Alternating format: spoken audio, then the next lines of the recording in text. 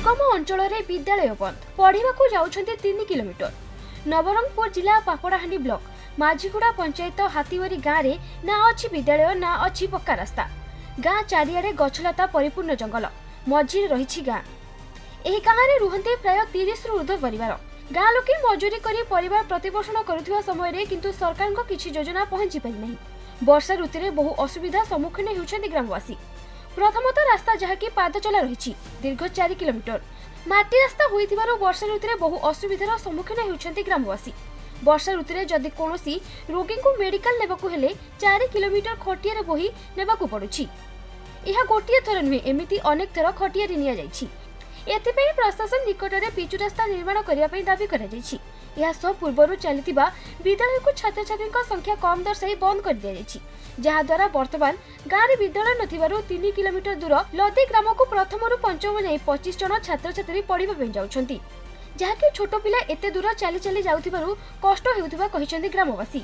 सरकार पिलांक पई लक्षाधिक टंका खर्च करी भविष्यत गढ़िबाकू चेष्टा करिथिबा समय रे एभली उपांत गाँ गुड़िकरे पाठ पढ़िबाकू 3 किलोमीटर चलिबाकू पड़ुछि। तुरंत एहर समाधान पई ग्रामवासी दाबी करिसेंति।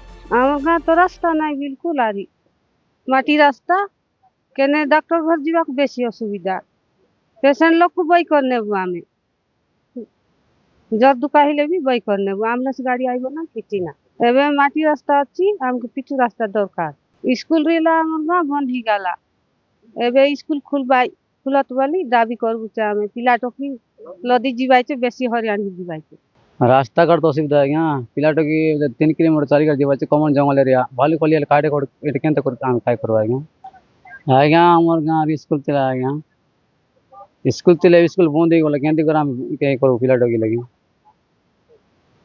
लदी जाउते आज्ञा 3 किलोमीटर चल जाउते आज्ञा असुविधा स्कूल गोटे रास्ता गोटे रास्ता तो आज्ञा बेसी हरबरी कर आसे जाय उते वर्षा तो बिल्कुल आसे जायबा बिल्कुल हो नहीं। पूरा खादई घरी तो चाली हो नहीं गाड़ी आरी तो खुटी जीव था मेडिकल गले दिया कष्ट मस्ट का सरकार को दाबी करछु पिचु रास्ता गोटे दियो।